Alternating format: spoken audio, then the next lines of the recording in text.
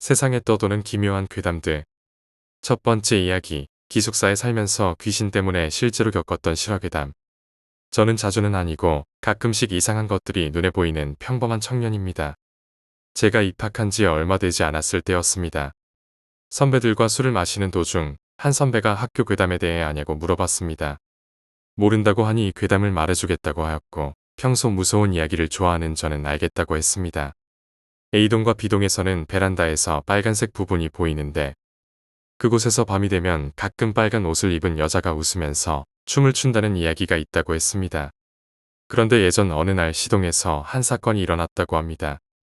C동 4층의 한 호실에는 1학년 A양, 2학년 C양, B양이 함께 방을 쓰고 있었습니다.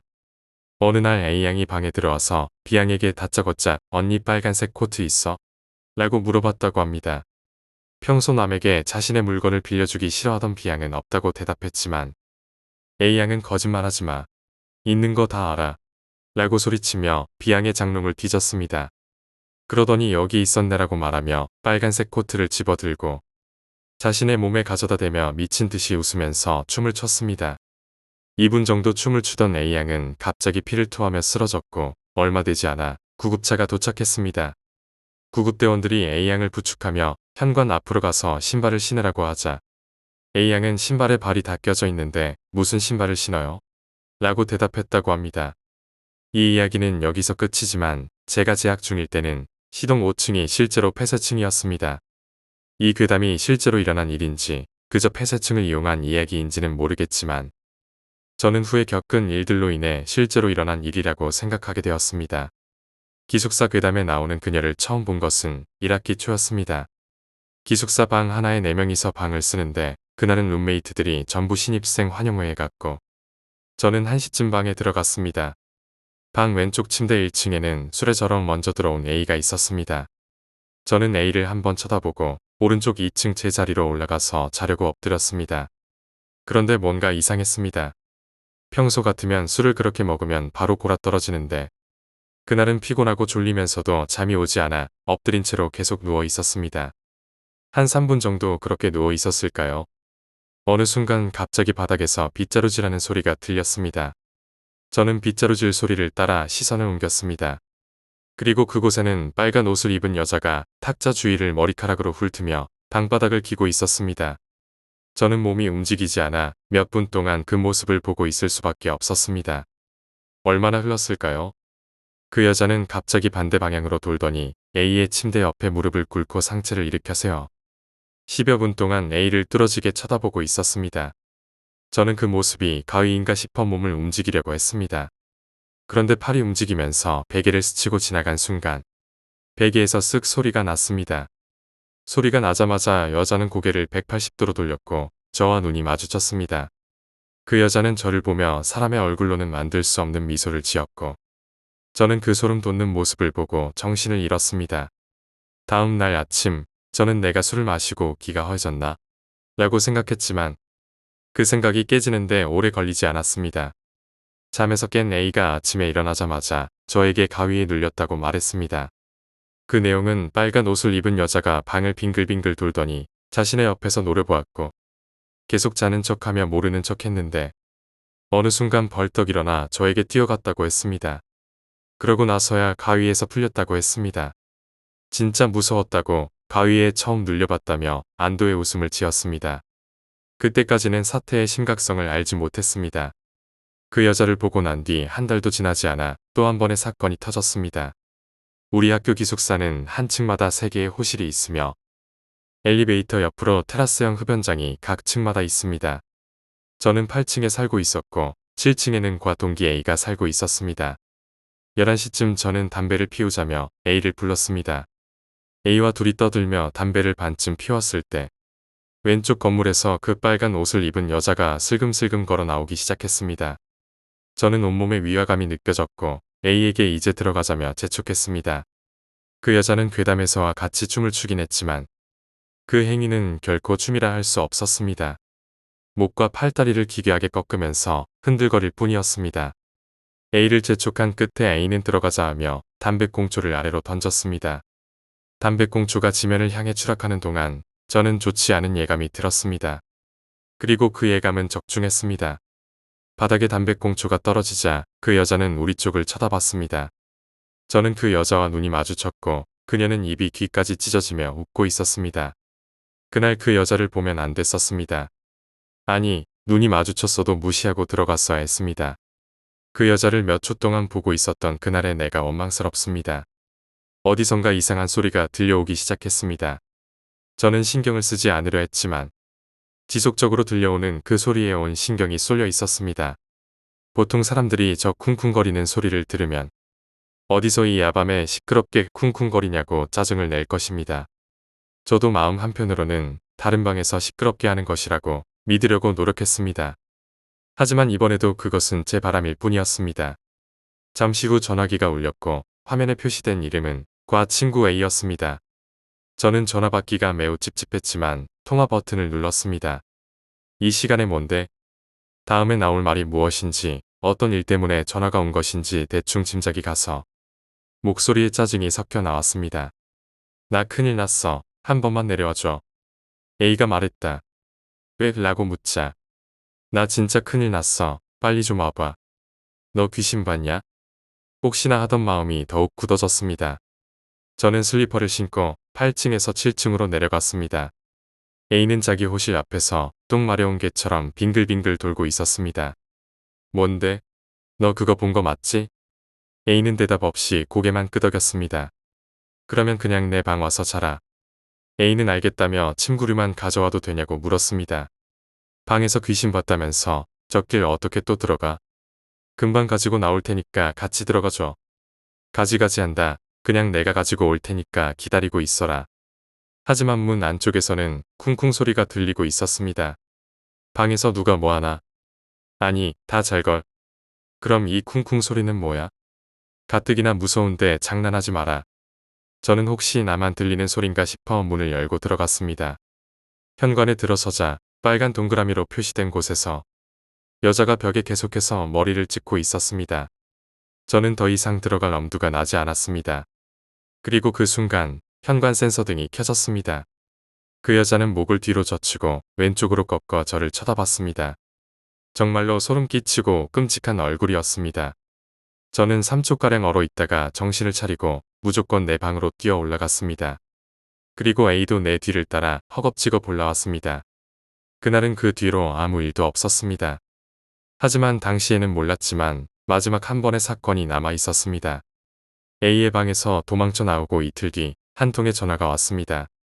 제 지인 중에 무당 쪽에서 일하는 M이라는 사람이 있는데 M에게서 전화가 온 것입니다.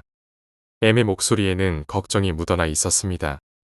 너 별일 없지? 보통의 경우 안부를 이렇게 물어보는 사람은 없습니다. 저는 M이 뭔가 알고서 말하는 것 같았지만 평소 남에게 걱정을 끼치는 걸 싫어해 대충 둘러댔습니다. 저는 그냥 학교 잘 다니고 있죠 뭐. 제가 말하자. 내가 안 좋은 꿈을 꿔서 그런데 뭔 일 있으면 바로 말하고 몸조심해. M이 말했습니다. 이렇게 전화가 끝나고 저는 시험 기간이라 하루 종일 룸메이트와 함께 시험 공부를 하느라 시간이 3시가 조금 넘었습니다. 룸메이트는 졸리다며 컨디션 조절을 한다고 들어갔고 저는 밤을 새우려고 계속 공부를 하고 있었습니다. 30분쯤 지났을 때 베란다 쪽에서 유리에 퉁하고 무언가가 부딪히는 소리가 들렸지만 저는 신경 쓰지 않았습니다. 그리고 잠시 후 퉁퉁하고 노크를 하는 소리가 들렸습니다.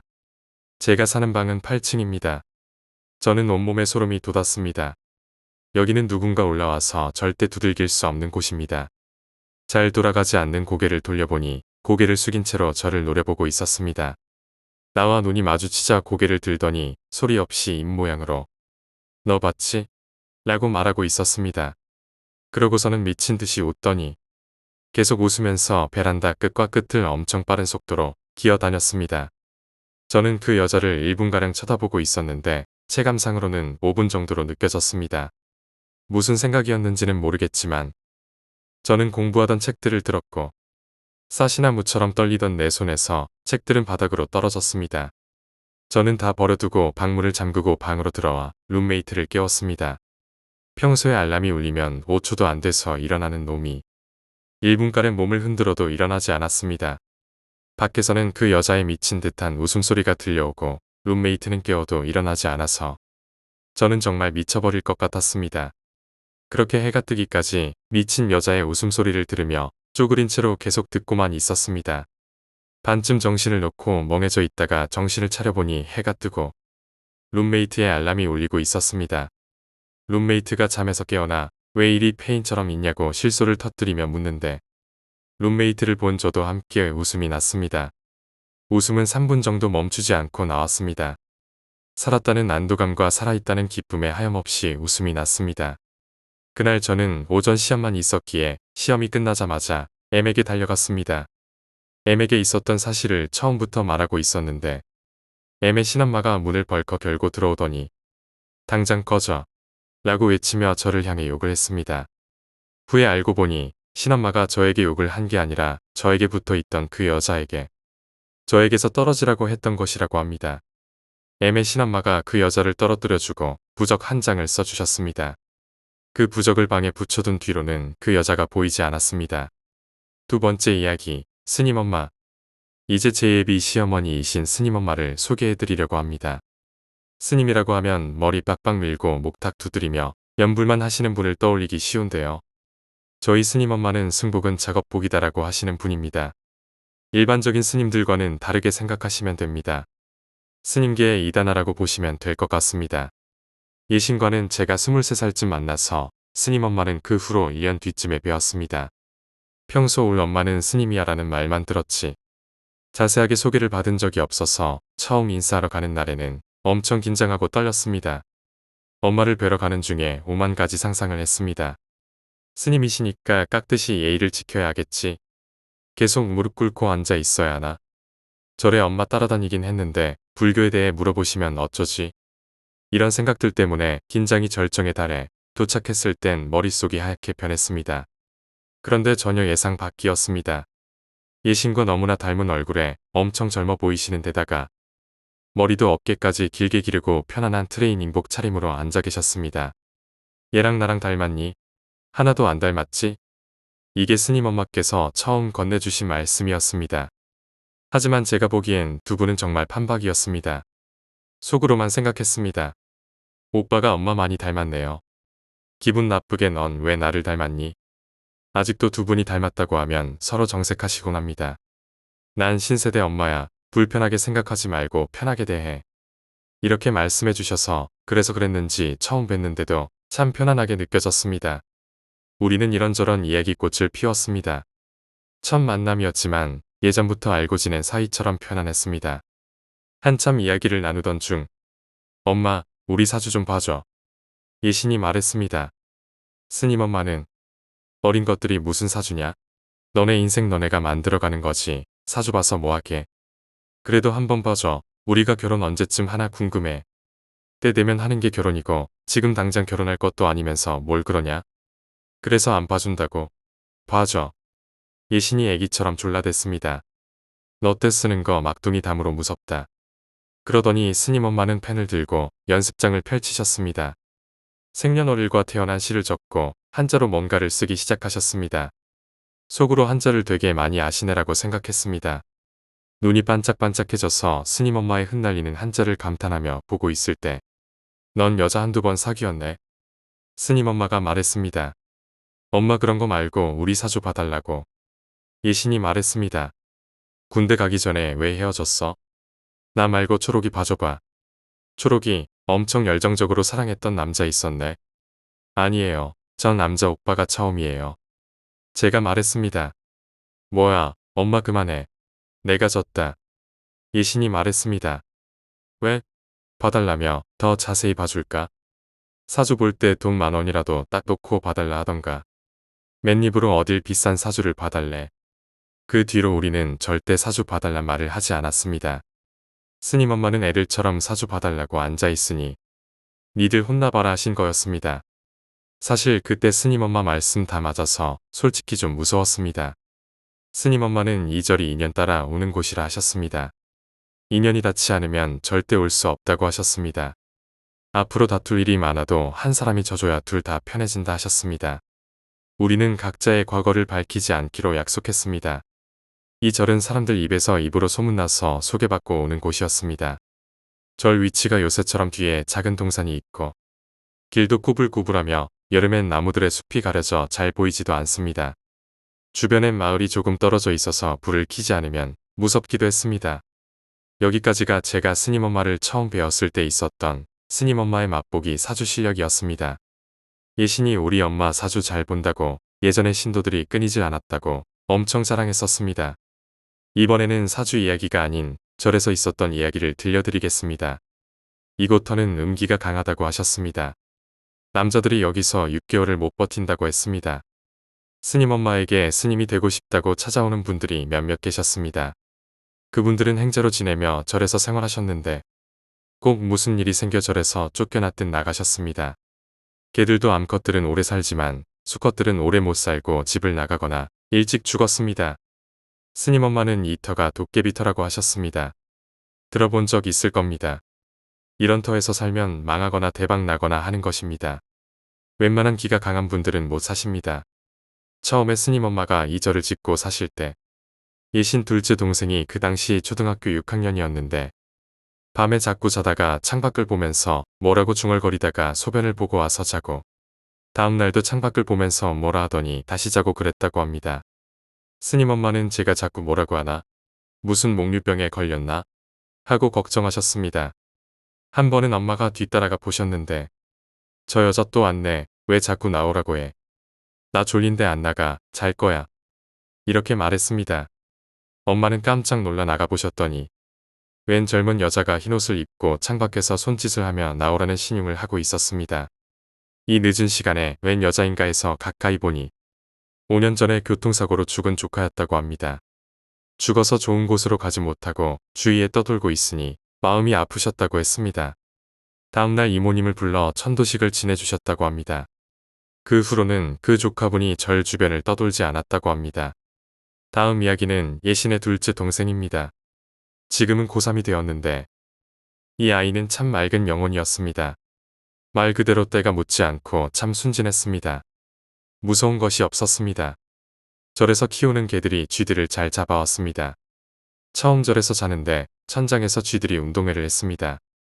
자기들끼리 개주라도 하는 것처럼 엄청 쿵쿵거리며 뛰놀았습니다. 저는 천장이 무너지는 줄 알았습니다. 아침에 일어나 나가보면 개들이 쥐를 잡아놓았습니다.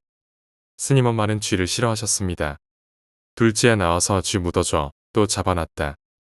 둘째는 터벅터벅 나와서 땅을 열심히 파고 쥐를 묻어줬습니다. 죽은 쥐도 둘째에겐 두려운 대상이 아니었습니다. 단지 무서운 게 있다면 심부름이나 뭐 시킨다고 스님 엄마의 둘째야 라는 부름소리였습니다. 절에서 처음 키웠던 개가 있었습니다. 삐삐라는 진돗개 믹스였는데 하얀색에 분홍색 코가 있는 엄청 귀여운 강아지였습니다. 시장에서 개 장사가 이거 진돗개라며 10만원에 싸게 준다고 사가라고 했고 엄마는 진돗개를 싸게 샀다고 신나하며 사오셨습니다. 여기서 보면 스님 엄마가 귀가 좀 얇으신 것 같았습니다. 얇다기보다는 그냥 웬만하면 사람 말을 의심하지 않고 다 받아들이시는 편이셨습니다. 내가 손해보더라도 남이 손해보는 것은 싫어하시는 성격이시기도 했습니다. 아무튼 그 강아지를 사오셨는데 집에 데려와 보니 오른쪽 다리를 절었습니다. 좀 크면 괜찮겠지 했는데 한 달이 지나고 두 달이 지나고 세 달이 지나도 계속 절고 다녔습니다. 엄마는 도대체 뭐 때문에 낫지 않나 생각하시며 병원에 데려갔습니다. 엑스레이를 찍고 무슨 검사를 한다고 했는데 결과는 다리에 종양이 있다는 것이었습니다. 이 개는 오래 못 산다고 그냥 놓고 가시라고 했습니다. 하지만 엄마는 그렇게 쉽게 포기하지 않으셨습니다. 내가 꼭 살려내겠다고 하시며 병원을 나오셨습니다. 말씀하시길 검사비를 안 받았으면 놓고 왔을 텐데 이미 검사비를 받고 그런 말을 해서 꼭 살려야겠다고 결심하셨다고 합니다.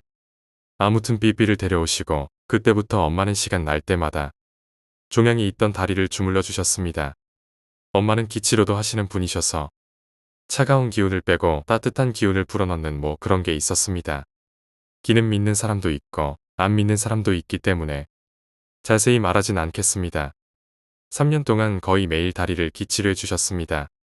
그러다 보니 삐삐는 엄마가 법당에 기도하러 들어가실 때 따라 들어가 옆에서 기도하는 불심 깊은 개가 되었습니다. 너무 신기해서 농장에 제보하고 싶을 정도였습니다. 한쪽 다리를 전이 걸을 때마다 쩔뚝쩔뚝 걷는 모습이 마치 인사하듯 꾸벅꾸벅하는 것 같았습니다. 앉아있을 때도 종양 때문인지 꾸벅꾸벅 떠는 모습이 마치 부처님께 절하는 듯한 모습이었습니다. 그러다 4년쯤 지나서는 더 이상 꾸벅꾸벅 떠는 모습도 없어지고 동네 개에게 시집도 갔는지 새끼도 낳고 그랬습니다. 그때 엄마가 병원에서 삐삐를 데려오지 않았으면 어쩔 뻔했나 생각하셨습니다.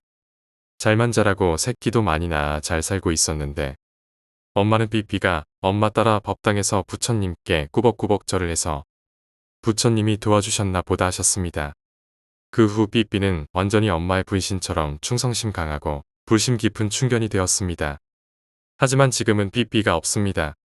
나쁜 사람에게 칼에 찔려 죽었기 때문입니다. 엄마 대신에 죽었다고 엄마는 참 많이 가슴 아파하셨고 참 많이 우셨습니다. 아직도 삐삐의 이름만 들어도 눈물을 글썽이십니다. 세상에 전혀 무서운 것이 없는 분이신데 그 이름만 들으면 가슴이 아프신 것 같습니다. 세 번째 이야기, 보충대 괴담. 제가 현역으로 입대했을 당시 겪은 이야기입니다. 때는 숨을 쉬는 것마저 뜨겁게 느껴지던 8월 중순의 어느 날이었습니다. 남들보다는 조금 늦은 나이에 입대를 해서 박박 미른 머리와 쭈뼛거리는 자세가 왠지 남들보다 더 창피하게 느껴졌습니다. 현재는 폐쇄되었는지 아예 없어졌는지 모르겠지만 그때 당시엔 숫자 3으로 시작하는 보충대가 있었고 저는 그곳으로 입대를 했습니다. 그곳에서 고작 3일 머물렀지만 같이 먹고 자던 친구들과는 반나절 만에 친해졌습니다.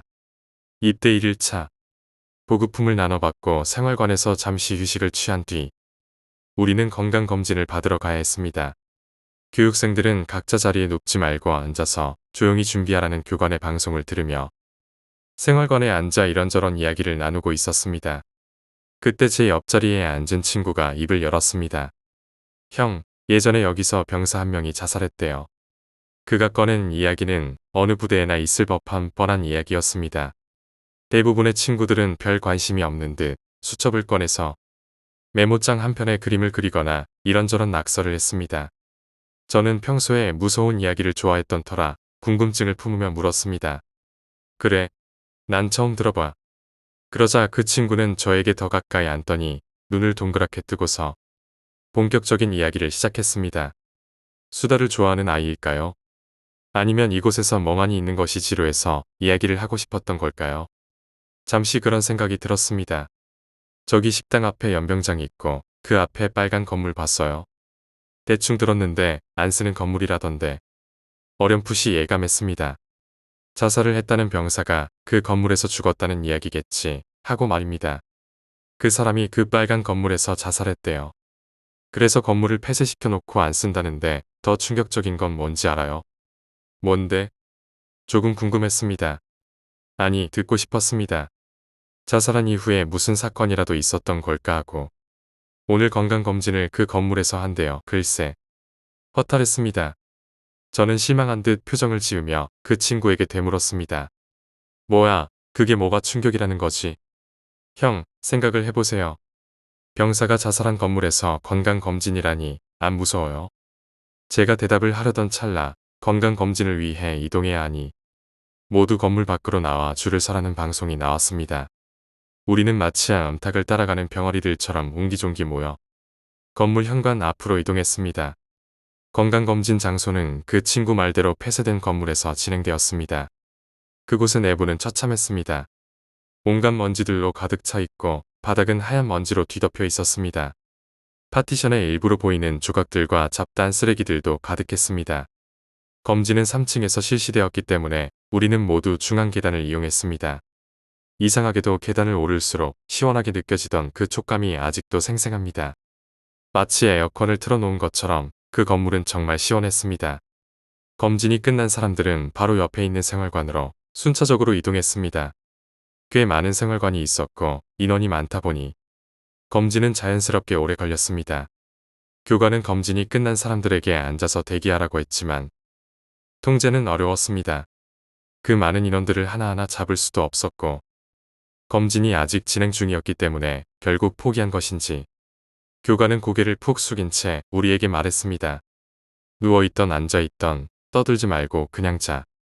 평소 낮잠이라는 걸 자본 적이 없는 저에게는 곤욕이라 생각했지만 정말 신기하게도 그곳에서 저는 거의 눈을 감자마자 잠이 들었던 기억이 납니다. 그만큼 피곤했던 탓일까요? 어쩌면 시원한 그 건물의 냉기 덕이었을지도 모르겠습니다. 그리고 2시간쯤 흘렀을까요? 모두 일어나 바깥으로 나와 정리하라는 교관의 목소리에 잠에서 깬 우리는 다시 병아리처럼 줄을 지어 건물을 빠져나갔습니다. 밖의 공기는 여전히 뜨거웠습니다. 아지랑이가 피어오르는 연병장 한가운데를 바라보다 한숨을 쉬며 이동하려던 그때 갑자기 여기저기서 환자가 속출하기 시작했습니다.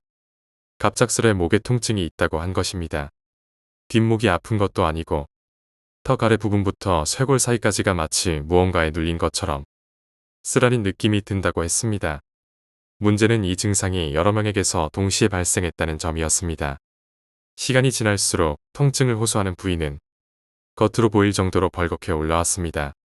일단 생활관에서 휴식을 취하며 지켜보자고 했지만 계속해서 통증을 호소하는 탓에 그 친구들은 결국 의무실로 이동했습니다. 그리고 그 이후로 그 친구들을 보지 못했습니다. 그날 밤 취침 시간이 되어 자리에 눕고 있을 때 문득 제 옆에 있던 그 친구가 섬뜩한 이야기를 꺼냈습니다. 형, 좀 이상하지 않아요? 뭐가? 아까 환자들 말이에요. 사실 그 건물에서 자살한 병사가 목매달아 죽었다고 했거든요.